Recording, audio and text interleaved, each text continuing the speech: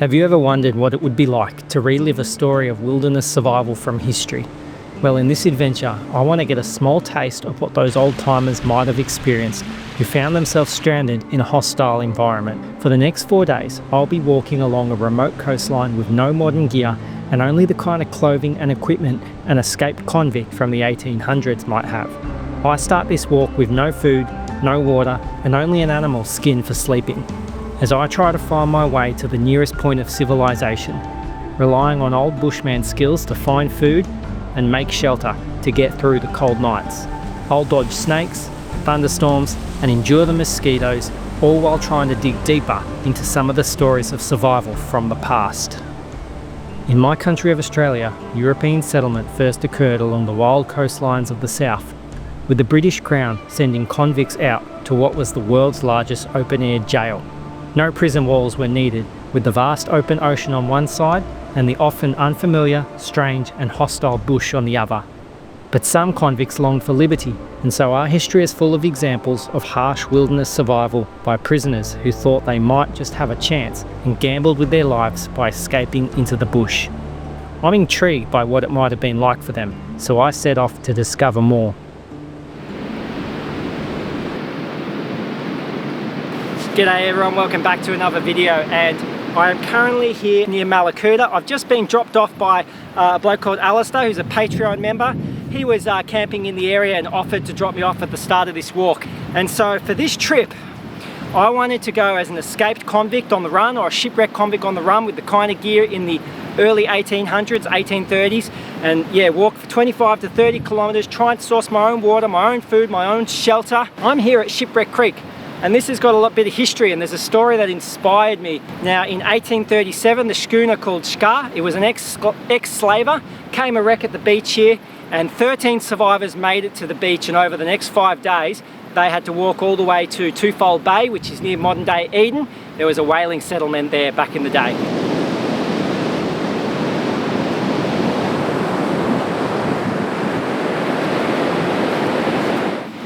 Now, I will go over what kind of gear I have on me for this trip later on, but because I'm about to walk inland and it is quite snaky, it's time to put my shoes and my puttees on. Now my shoes, they're my shoes.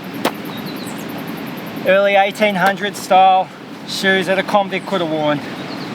And then puttees, which are basically woolen leg wraps. They'll help to keep my feet protected.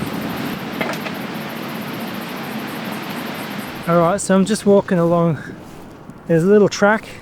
This is the Coastal Wilderness Walk. And so a lot of this walk is beach walking and also hopping across the rocks, you know, especially during low tide. But there is a track that runs inland for quite a bit of it. And that's what I'll be walking on. Now back in the 1830s, there definitely would have been footpads, little foot trails, kind of like game trails, especially that the Indigenous people who lived in the area would have used to walk along the coast. So have a look at this. This tea tree is flowering. Actually, have a look. And I'll collect some of this because this will make a great tea. I can boil this up in some tea, and that'll give me a little bit of a sugar hit for these for this survival challenge. So collect this one. So in regards to a survival challenge, my order of priority for this trip would probably go as follows. First, the most important thing is actually situational awareness.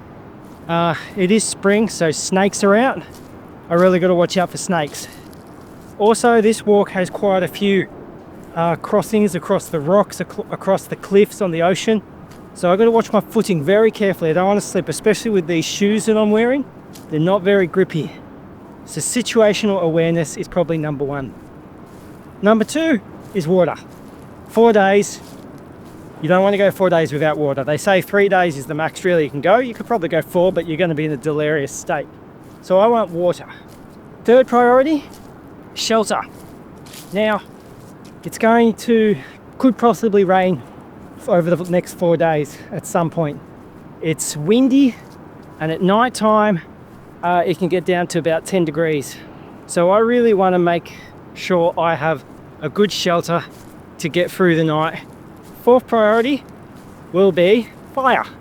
That fire is going to help me with warmth at night time, and it's going to boost my morale. And at the very bottom of the list, number 5 is actually food. You can go quite a long time without food, so I'd be okay if I don't get anything to eat. Though, without food, it will make my head a little bit blurry, and that'll affect number 1, situational awareness. So I will be trying to gather as much as possible, mussels and crabs, and hopefully I do have some old school fishing gear. Maybe I can catch a fish. So that's the list of priorities. Wow, look at that. There's my creek. All right, let's see what I can find. Now it's about trying to find a place to set up shelter. Nice rock face here. Obviously the tide comes up to here, so that's not going to do me.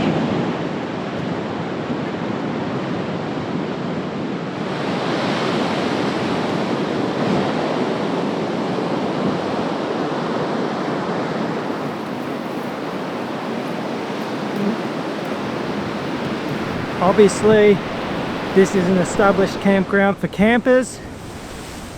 This is my best bet. Open area. I'll be able to have a fire.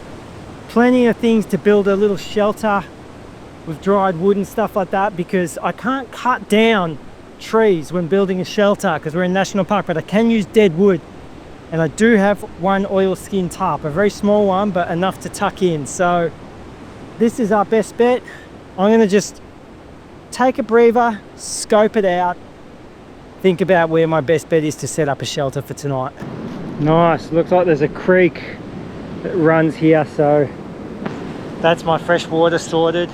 I thought I'd just go over what I have with me for this trip. Now, first of all, the kind of clothing I'm wearing, I tried to emulate clothing that convicts would have had in the 1800s. These are cotton hemp pants, and this is a linen shirt as well as a wool felt hat. In my bedroll, this is a fallow deer that I actually tanned myself. Now, obviously deer were not around in Australia in the 1800s, but they definitely could have brought deer hides over from England on the ships. In there I have a blue woolen jacket, which was a common item given to convicts. I've also got woolen pants in here. I have a billy, and inside this billy I have a little tin, and this I can carry water in, I can collect food, I can cook stuff. Okay, now that I've got everything laid out here, I just want to go over everything. First of all, starting off with my bag. This is waxed canvas. This is from Peak Oil Company, and it's a haversack. You can wear it as a backpack. Definitely something. The materials, at least, were definitely around in the 1800s, but even that design could have been easily made in the 1800s, and that's what I'm carrying most of my stuff with. I thought I'd also just say these pants, these hemp cotton pants, are from Peak Oil Company as well. My modern gear I have with me is an emergency medical kit with emergency satellite beacon, and then all my camera gear. These are my 2 modern items that I have with me. I have a knife, very old school knife, and a little pocket knife. I do have this old school looking fishing reel that I made up, and this is actually cotton and hemp line. So will I catch a fish with this? Who knows, we'll have to see. Flint and steel for making fire, and because I'm not going to be eating food on this trip, I brought plenty of tobacco. And yes, tobacco was quite common for the people in the 1800s. Even convicts, if they were, had good behavior, they could be given tobacco rations. Then this here is a 1 litre water container. This is a leather one, very much what you could have found in the 1800s. This is made by Southernland Bushcraft Leather Works. So Scotty made this, and it's a beautiful, beautiful leather canteen to carry my water in. Lastly, I do have one treat with me, one little treat. I know I said I'm bringing no food with me on this trip, but I did bring some raw honeycomb. This is honeycomb beeswax straight out of the hive. Absolutely, convicts had access to this in the colonies. They could have come across a beehive. So that's my one little treat that I have with me, the only kind of food I have, just as something nice to get by. Otherwise, this is everything I have. It looks like it's going to rain soon. I want to get a good shelter going.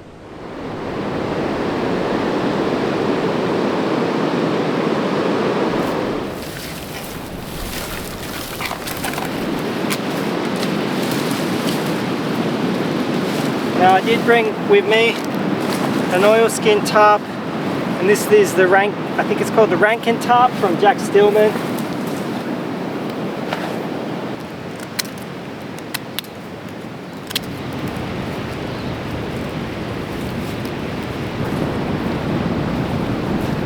There it is. There's my rough shelter for the night. Just a bunch of sticks and stuff there. Hopefully that'll help me. I reckon tucked in there, if it does rain a little bit in the night, I might be okay. Now I might get some rocks and set up here where I'm going to have a fireplace out in the open.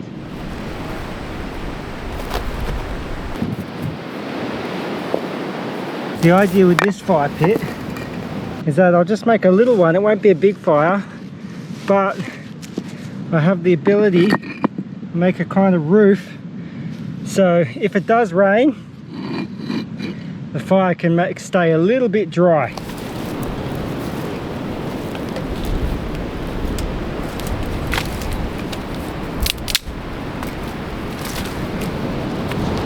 Well, that's camp sorted. I've got plenty of firewood now. I've got to get water, but I think I might just go for a quick swim because it's been really hot with the sun out, so I'm going to go for a dip.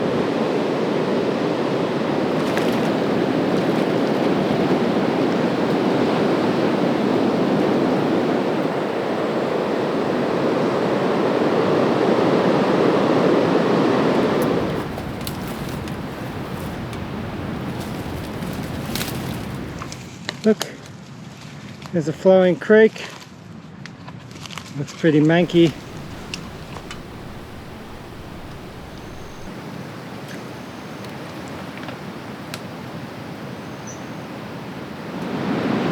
Doing pretty good. It's low tide at the moment, so I might go see if I can scrounge up something to eat.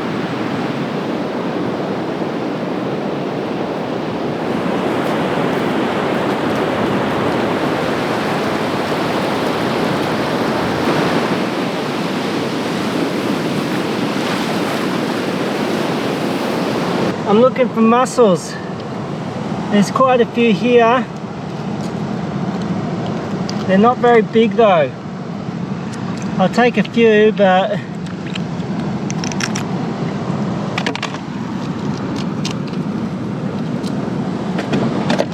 unfortunately they're not very big, so I'm just trying to find the biggest ones.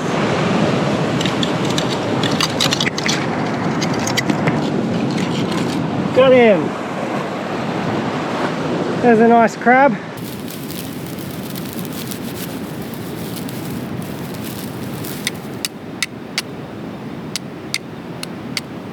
Yes.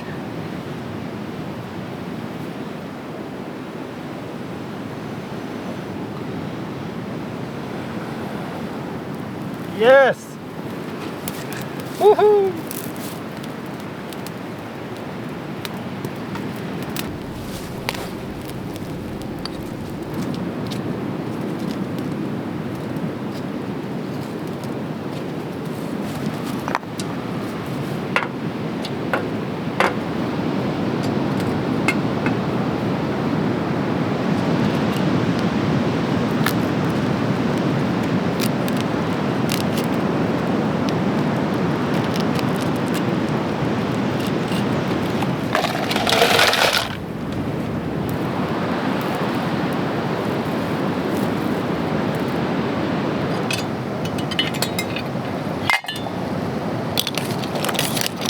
Good.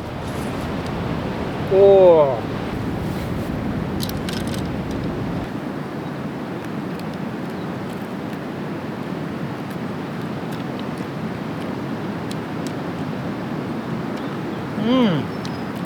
Try another mussel.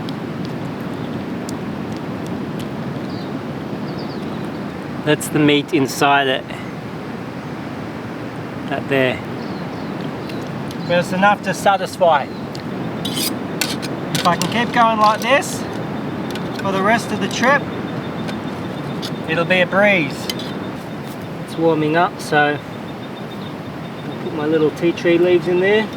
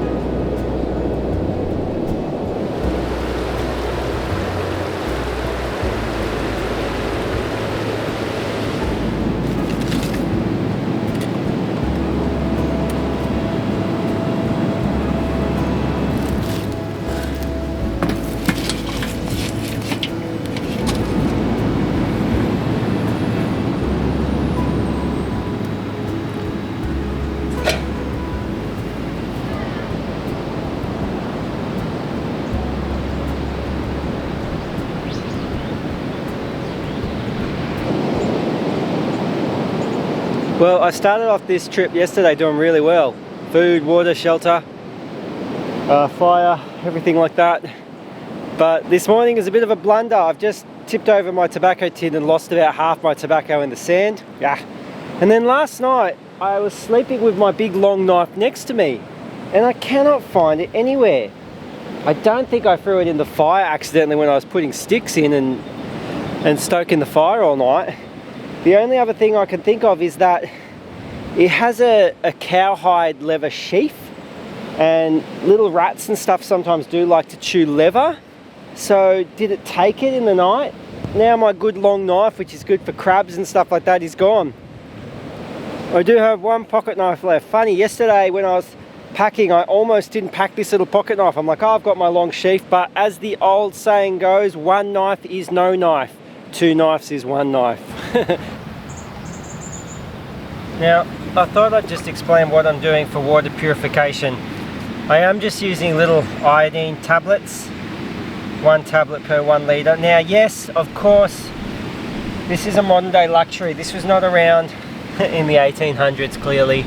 Now, back then, they would have rather boiled water to preserve it. But the reason why I'm allowing myself purification tablets on this trip, because people are going to say, oh, that's not a historic survival if you're doing it like that, is for the most part, survivors and escaped convicts and stuff like that, they didn't even purify their water. They just drank straight from the creeks and streams, which I could do. I could just drink straight from it. The thing is, if I did that, there's a possibility I could get sick. Is it Giardia, I think it's called.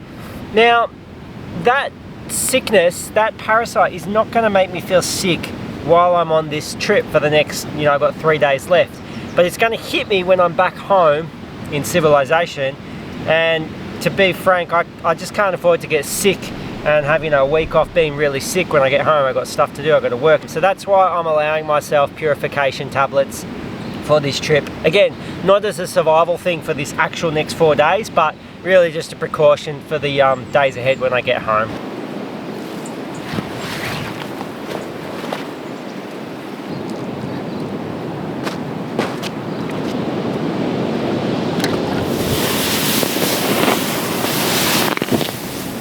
Yesterday I carried this oilskin in my bag.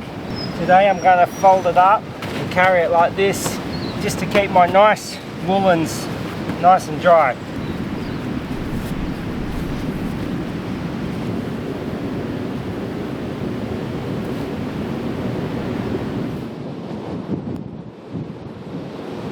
Now I could have cooked up some mussels today. I probably should have done that, but I really want to find where I'm going to camp tonight and settle in before that rain hits. But I might just have some honeycomb for breakfast.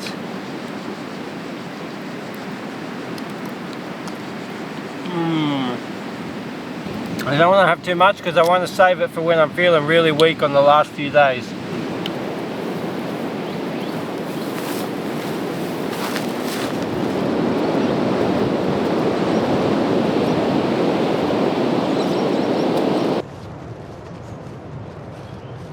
Okay, so I think it's about an 8-kilometer walk to the next river where I'm going, and trying as quickly possible set up before the rains kick in.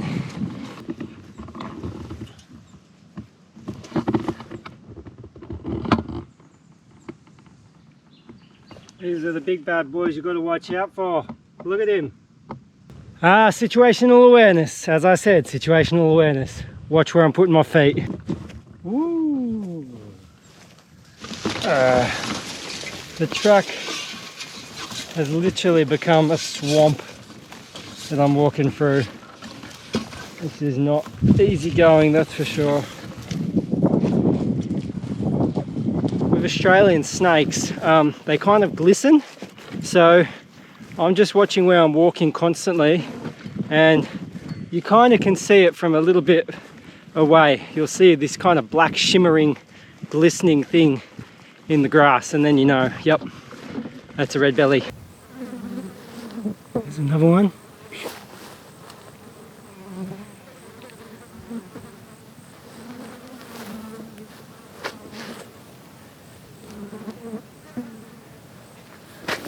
Big boy.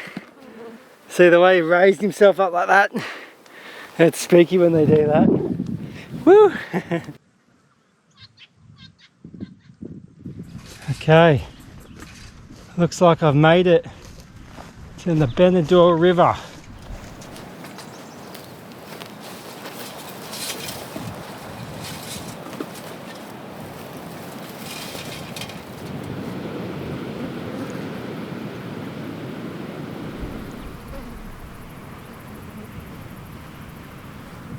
What is this?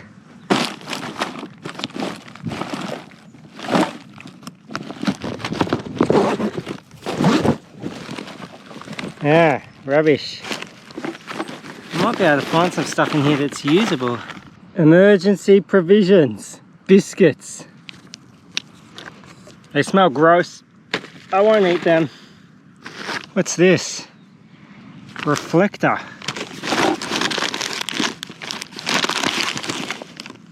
Drinking water for emergency? Really?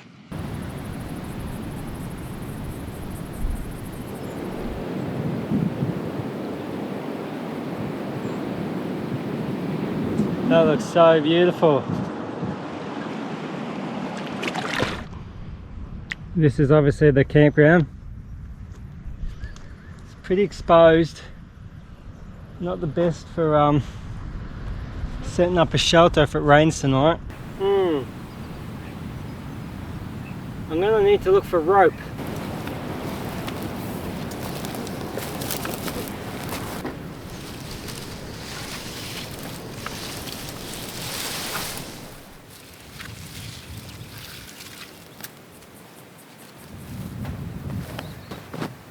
found a bodyboard.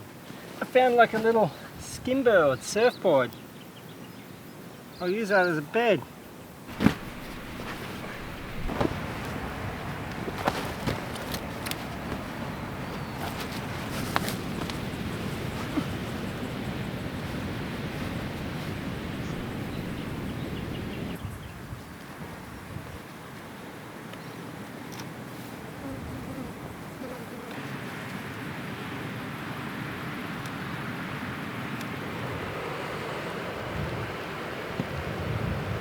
It's so hot, and it looks like that thunderstorm is starting to come in. We'll be getting rain. I hope I'm ready.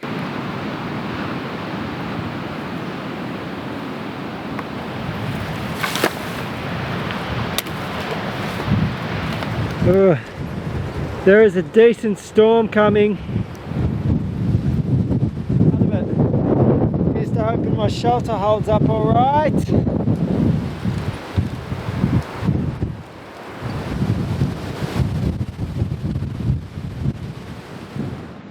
Oh, that's looking ominous, and it's coming right towards me. I've retired into my shelter as that storm comes to hit. I'm going to see how it goes in here.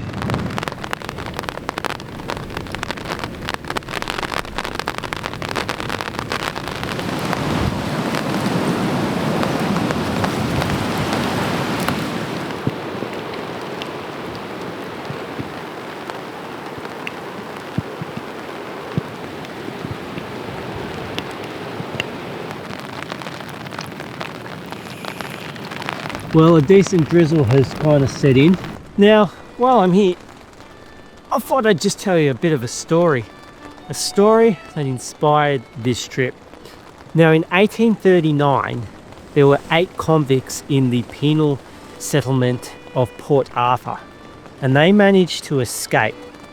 They also managed to steal a whale boat, and over the next 3 months, they rowed in this open whale boat over 1,000 miles from Port Arthur in Tasmania all the way up to the New South Wales coast to Twofold Bay, which is near modern day Eden today.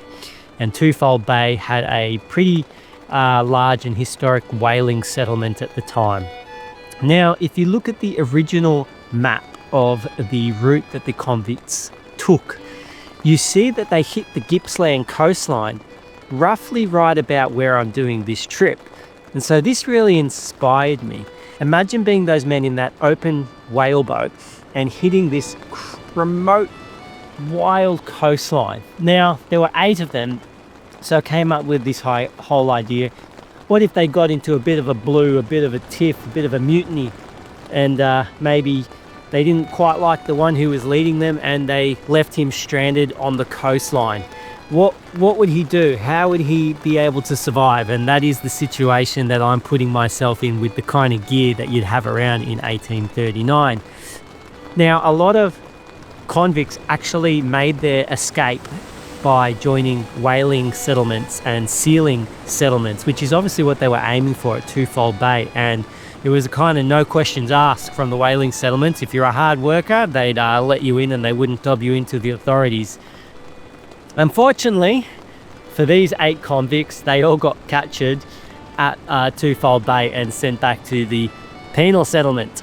But imagine if you were stranded on the coast and you had to find your way to the nearest point of civilization. Where would be the nearest point of civilization? Now, in the 1830s, where I'm walking to, Wingan Inlet, most likely had a sealing settlement at the time because there was a large seal colony there at the Skerries. And so I wanted to do this walk over about 30 kilometers from Shipwreck Creek, where these convicts most possibly would have passed or could have landed their boat, and walk to Wingan Inlet where, you know, a stranded convict might have found his escape and might have found his redemption at the sealing settlement. It's a fascinating story. Imagine being those men, imagine the hardships they faced. And I wanted to put myself through something kind of similar to what they might have found themselves in.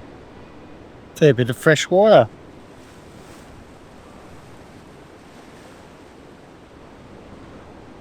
Yum. Sun's come out, so I reckon it's time to go for a fish. Oh, let's try this grasshopper instead.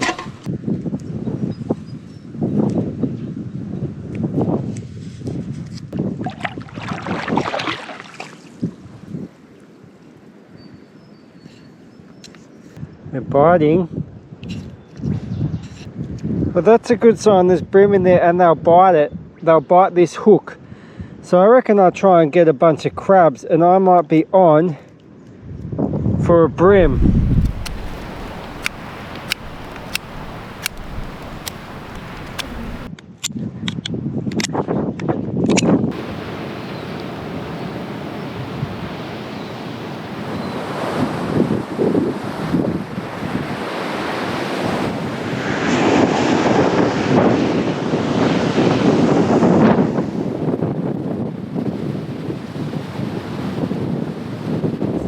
Got a couple of really big crabs, but just a few of them. Got some mussels, sorry, got some limpets.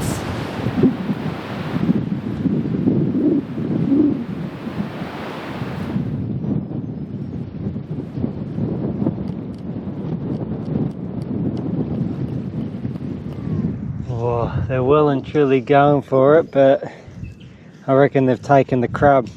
Oh. The buggers. I only got one more crab left as well. Let's give it a go.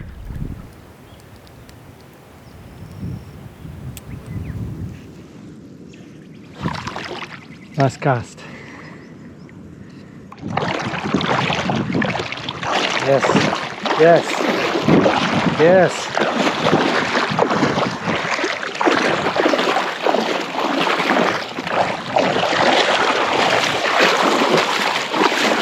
Yes, there we go. That's bream. Is he under? Bream, unfortunately, he's not big enough. He's just under. Man, I really want to eat him, but I need to do the right thing. I'm going to put him back. Oh, this is painful doing this. There he goes. True survival situation, I'd be eating him, but he just wasn't legal. And bugger. All right, I'm gonna get some more crabs and see if I can catch another one, because man, they're in there.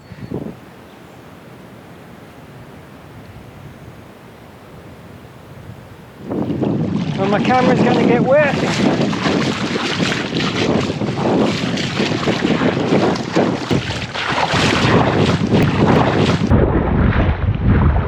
What a disaster.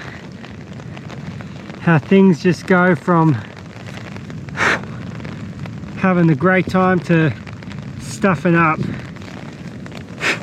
So I got a heap of bait. I was fishing, caught a big bream. I'm like, awesome, this one is going to feed me. But he got off at the last minute, and then it started raining, and literally as it started raining, a big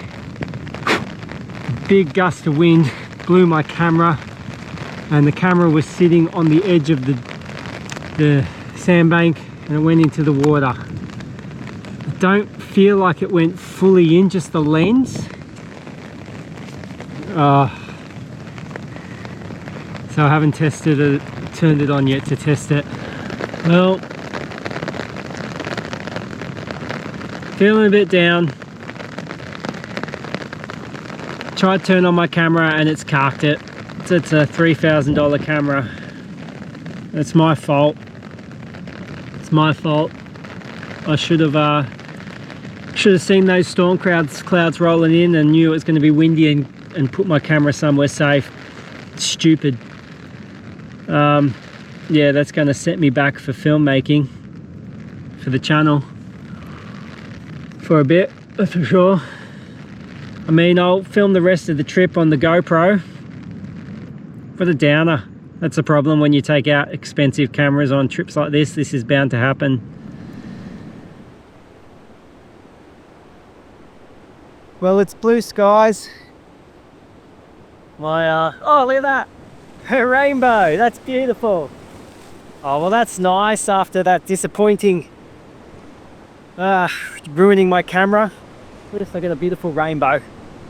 So anyway guys, it's going to be the GoPro for the rest of the trip. I'm still going to do the trip. This one has been a long time in the making. I was like, oh, maybe I'll just walk out tomorrow and not do 4 days. But no, I'm going to stick it out and I'm just going to film it on GoPro. I hope you guys stick around.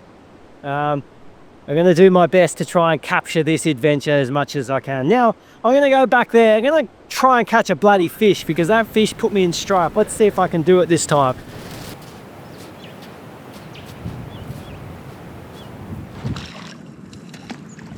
Nice cast. Oh, I've got one. Don't get off, don't get off, don't get off, don't get off, don't get off, don't get off, don't get off, don't get off. Good one.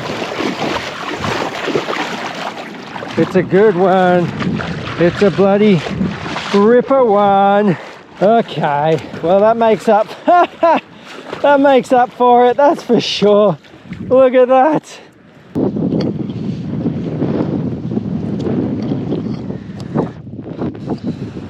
Whopper! That is dinner tonight. Fish soup, my goodness. Mwah! That is a morale booster. That is a morale booster. And it just goes to show that you can catch good sized fish with the old cotton line, fishing line. Like, I mean, this is as old school as you get. This is really something that was around in 1700s, 1800s, and that's how they caught fish. It is possible.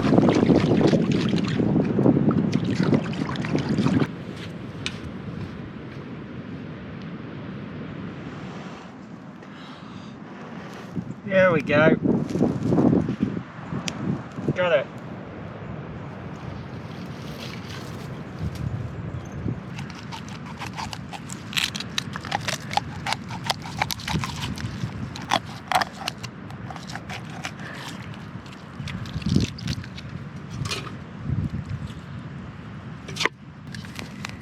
Quite literally just gonna boil that up into a fish broth. I'm gonna drink the whole broth and eat all the fish. It's gonna be delicious. Starting to look good.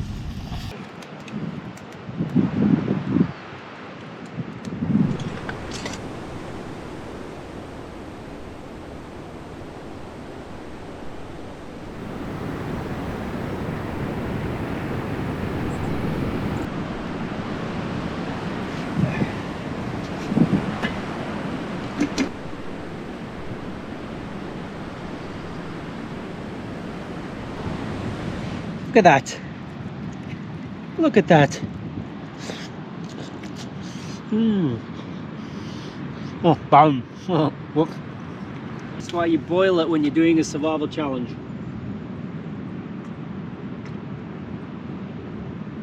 That fish broth is amazing. That's good.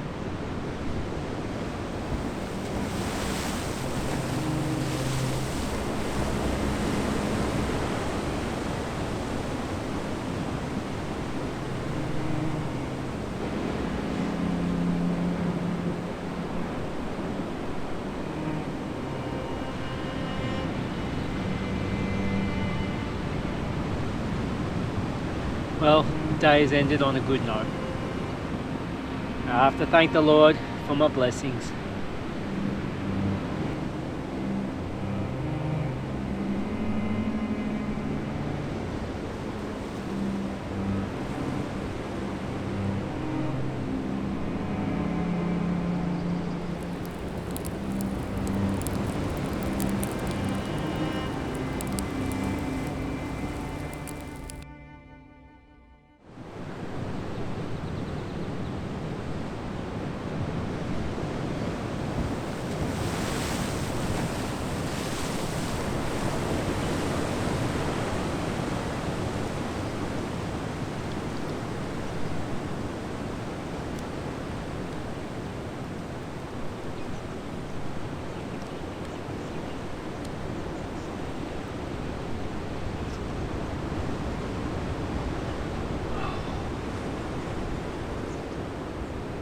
Got cold in the night, really cold, really cold. And if I had not prepared that fire to have enough firewood to just burn through all night, yeah, I would have been in trouble.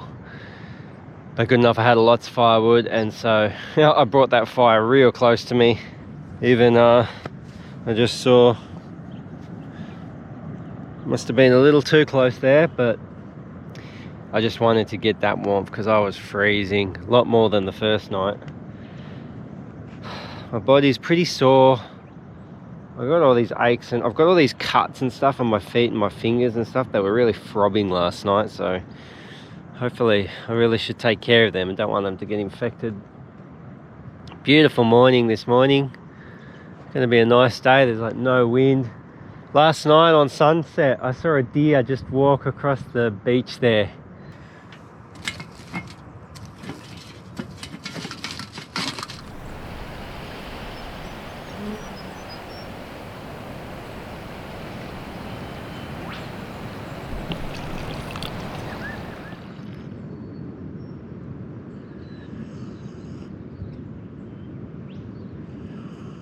So anyway, I think it's time to slowly organise all my stuff.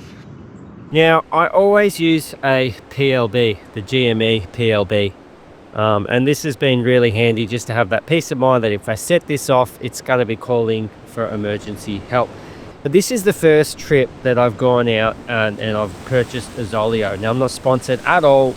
I'm just letting you know why I ended up getting a Zoleo as well as a PLB. Now, this does have an SOS function, which is really handy like the PLB. It's probably not as accurate to show where your location is like the PLB.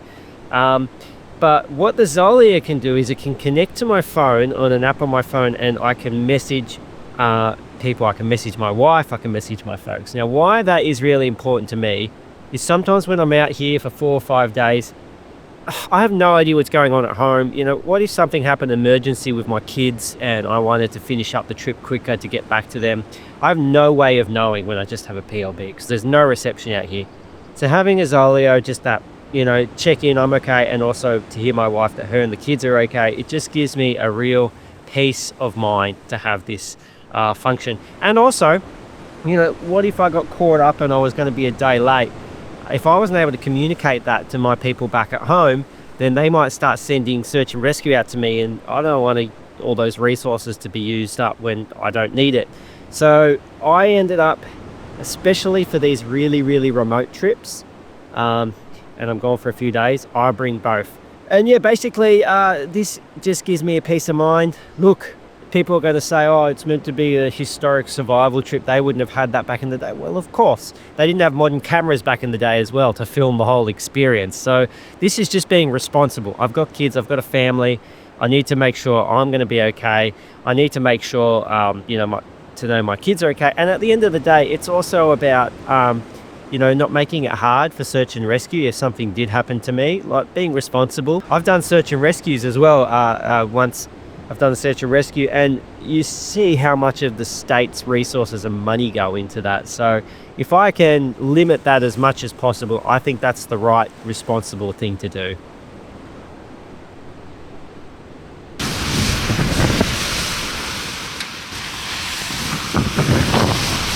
Ow! Hey honey, how about some honey?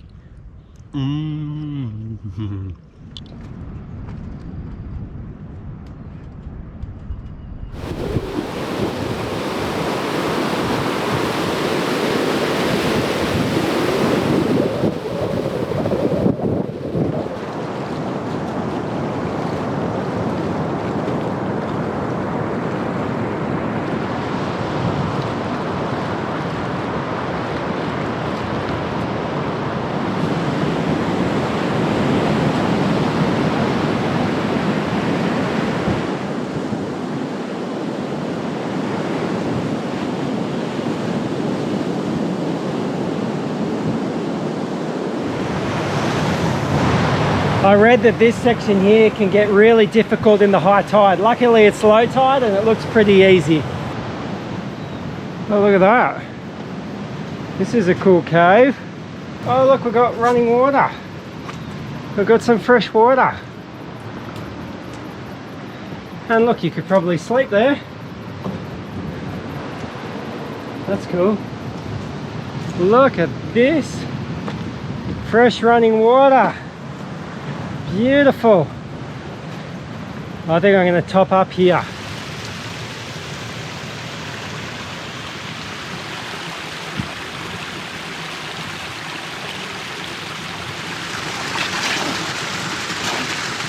Oh, that's good.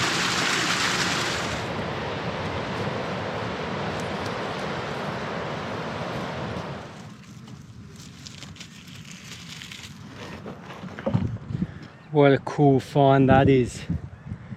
That's recently shedded as well. The flies are brutal this morning. I must stink. Man, it's really hard. I wonder if the Indigenous had some kind of a plant or something that they used to smear on their faces to keep the flies off. That'd be interesting to find out. Lord of the flies. Look at all the Xanthorrheas, grass trees. And these are what the Indigenous used to make spears from. That is really cool.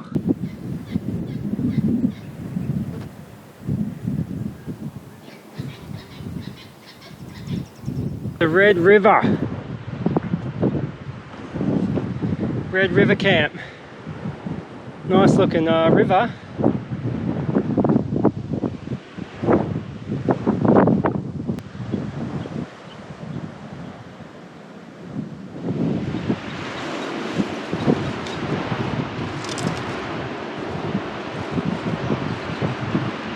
This is brutal. Oh, the wind. I'm trying to get down to the beach, but I'm just bush bashing and there's no path. I think my best bet might be just to go down there and walk along the riverbank.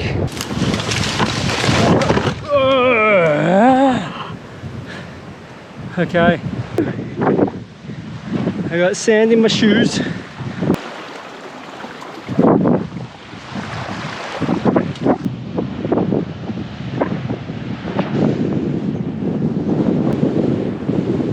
Get wet, so pants, putties and shoes, everything's coming off.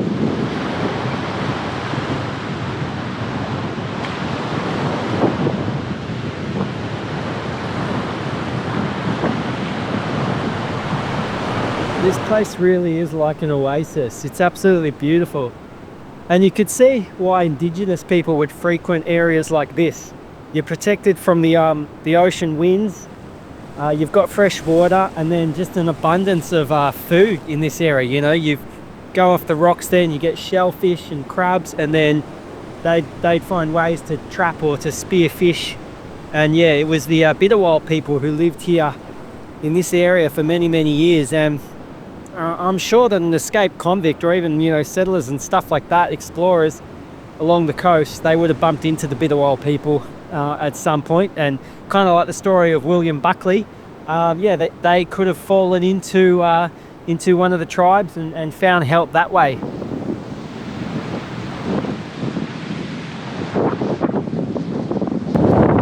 got to admit, that wind is not nice. It's got a real bite to it.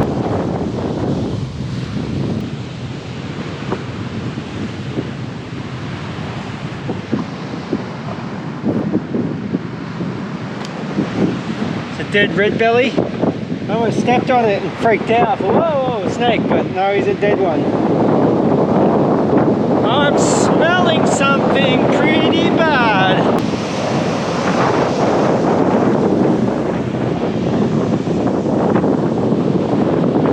That's a good sign that I'm near the seal colony. That's where I'll find the settlement for my redemption. These are pretty special. That's a Nauticus, I think it is, shell. That's awesome.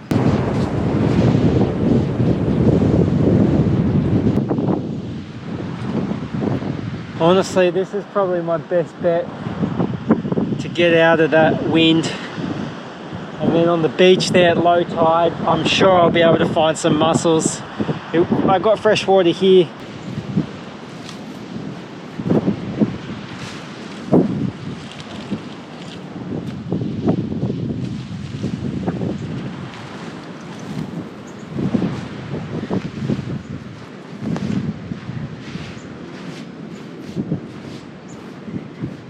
Honestly, my energy levels are so low.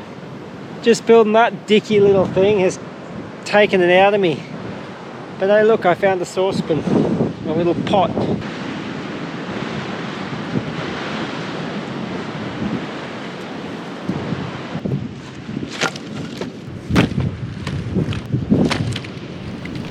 And because my feet were hanging out at the end, and I didn't like that, I wanted to be covered in case we get a drizzle.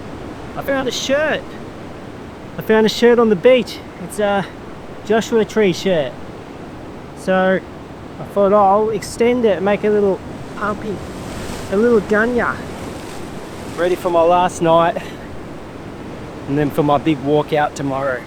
4 days. I feel pretty proud of what I've achieved. I'm just going to chill for a bit, and then in the evening I'm going to go and on the low tide just get some mussels. I'm not going to, probably won't bother trying to fish. There'll be plenty of big mussels out there. Just went for a little walk, and as I was coming back to my campsite, I don't know where it was, somewhere around here was a huge red belly back snake right near camp. Let's hope he doesn't come near me in the night.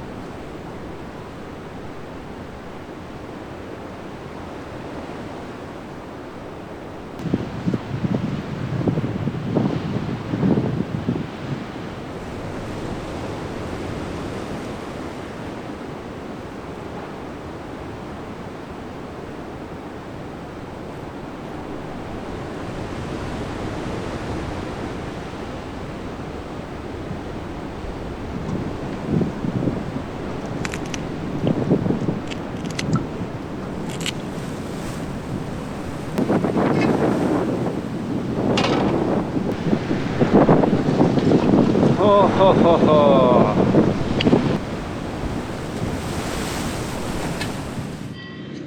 Some of these mussels,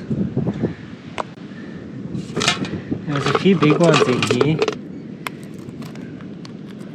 It's probably the biggest, that's one of the biggest mussels I've ever got, so it'll be interesting to see how that tastes.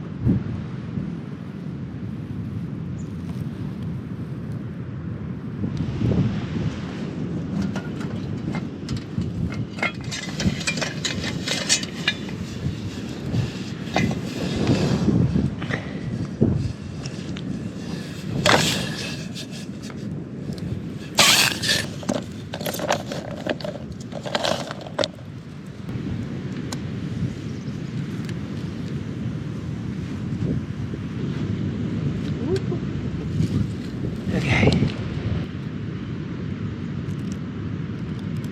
Wow.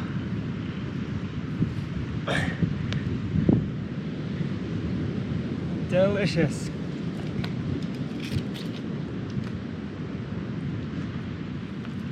Oh, meaty.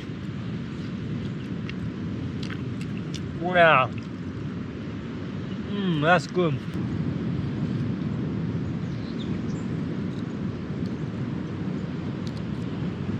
I'm all finished. Do I dare drink the mussel soup?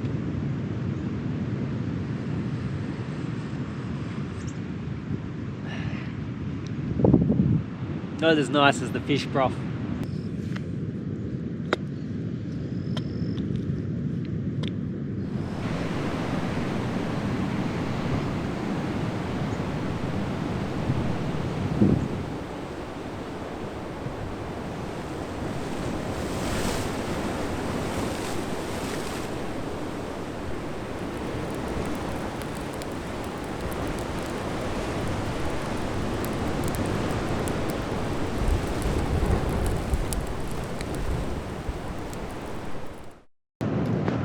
So yeah, I got up very early this morning around first light, maybe 5 o'clock or something, I'm not sure. But I had myself a little tea tree tea and a smoke, and then started to pack up, and had the last of the honey to give me a bit of a boost. But body's feeling wrecked today. Last night was definitely the roughest of all the nights, just because I was very cold and shivering. I was very hungry in the night. The mosquitoes at that camp were brutal, so I got eaten alive. And then the mussels, I think the mussels went right through me. So I'm feeling this morning very, very drained. I can't tell if I'm sick or if it's just been a bad night, one or the other.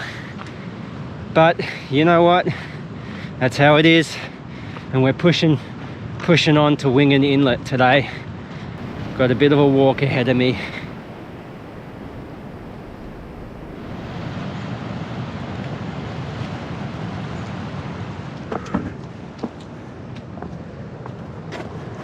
This stuff is really hard to walk on with these slippery shoes, and oh, my energy levels are super down, so a bit blurry headed, so I just really got to take my time.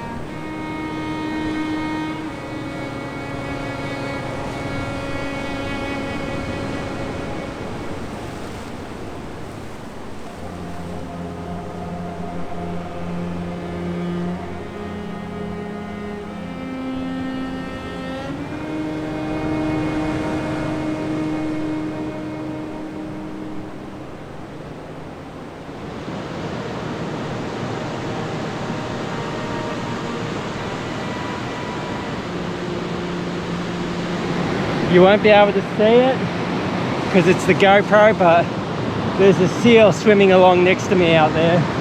Oh, there, he just popped up. And that's the Skerries. That's where the seal colony is. So I'm on the home run. Here we go, first human contact after a few days. I was wondering if you'd survived, because there was a rescue helicopter buzzed winging yesterday morning. Oh wow, okay. Oh, I saw that helicopter. Yeah. He went right past. Alright guys, this is Alistair. Big thank you to Alistair. He's the one who made this trip possible by dropping me at the start off point. Last night you camped somewhere around here. Just up in the dunes over there. Catching bream. Quite a few. Very good. It's very tasty. And I promise you he's not giving me any food until I get back to the campsite. No, all locked away. Awesome. Alright, I've pushed on ahead. I'll meet Alistair back at the camp at Wingen Inlet, but on to the inlet now. The final part of the journey. So I've just come across this poor seal. I don't want to disturb him too much because he's got a chunk bitten out of him, obviously from a shark. Oh, sorry mate. Poor fella. Oh, he's struggling. That's a bit sad. I didn't mean, I just kind of came up on him quick. I didn't mean to.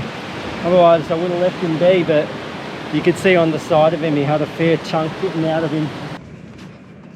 There it is. Wingen Inlet.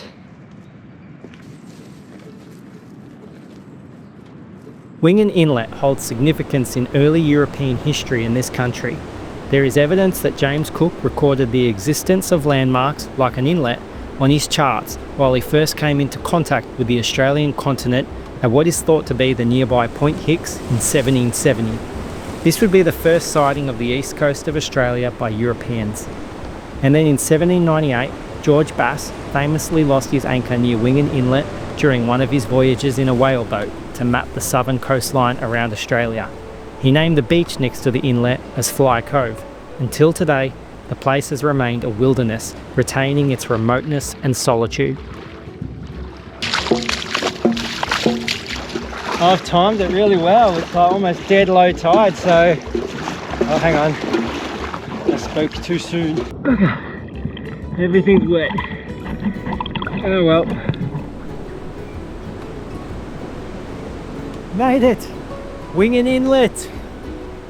And over there is the Skerries. That's where the seal colony is. Now there's evidence that there could have been a sealing settlement here in the 1830s. There certainly was in 1840 a whaling settlement in Malakuta, and so this could have been a place for an escaped convict to be able to find refuge, find his redemption, find his escape. What an amazing trip it's been. This is a beautiful part of the world. Doing this trip, I'm reminded of the harsh stories of survival we have in this country. Even though it was only 4 days and a tiny taste of what some folk endured, it is a great reminder of what we are truly capable of as humans. We live in so much modern comfort in today's day and age that our addiction to safety has perhaps dulled our knowledge of what we are capable of going through. When we study history and learn from the past, we are able to show great appreciation for the lives we live today.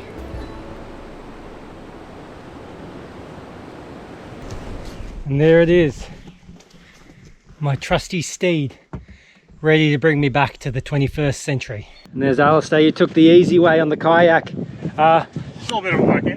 Big thank you to Alistair to help make this trip possible and dropping me off at the starting point. So thank you so much. Anytime we're in the right place, Awesome. happy to help. All right, everyone. Well, that's it for this big trip. About 30 kilometers over the last 4 days. Having to source my own food, water, build shelter. It's been a tough one. The body has found it quite tough, but I love it. You know, I love doing these kind of trips. Obviously, these trips can take quite a financial toll. They're a lot of effort to make, just the planning and everything like that. And obviously, the highs and lows. I took a bit of a hit with my camera. I'm going to have to pay to get that fixed or have to buy a whole new one that's not cheap. So if you find any value in these videos and in what I'm doing, you can always support the channel by joining my YouTube memberships or my Patreon, or even buy some merch if you want to. It all helps in making these kind of videos. But if not, that's perfectly fine, because I want to say thank you for watching to the end of this video, because that actually helps push this video out there on YouTube, and it helps me, and that's the most I can ask for, and I really appreciate it. So thank you everyone so much for watching this video. Catch you on the next one.